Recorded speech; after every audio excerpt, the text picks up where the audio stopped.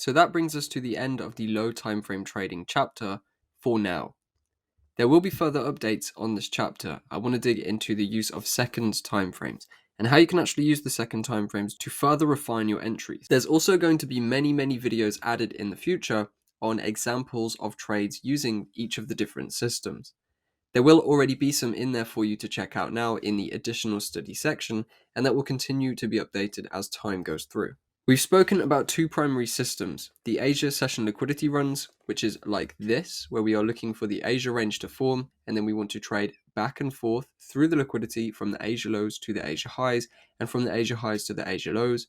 And we also spoke about day-to-day trading, where we essentially want to find a market direction on an intraday perspective, and then continue scaling buys or sells into that market to follow the intraday order flow. I hope the videos that you've watched so far have been very beneficial, and I hope you found a lot of value in this chapter.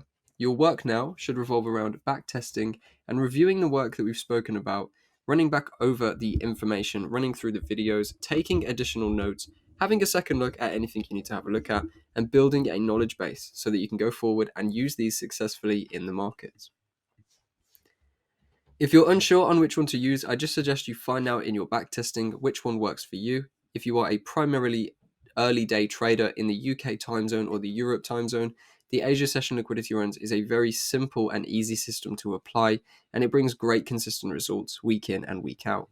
If you trade the New York session, or you prefer to have a higher clarity view on the market and you want to trade more actively than an Asia session liquidity run trader, you may be interested in learning the primary day trading system. You could learn both. I know both, and I do actively use both in the markets, but if you're deciding on one to begin with, that is how you will take your pick.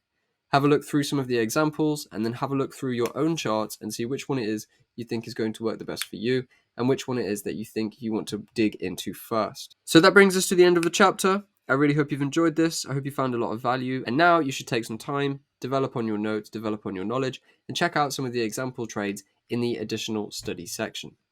So thank you for watching, thank you for listening, and I will see you later.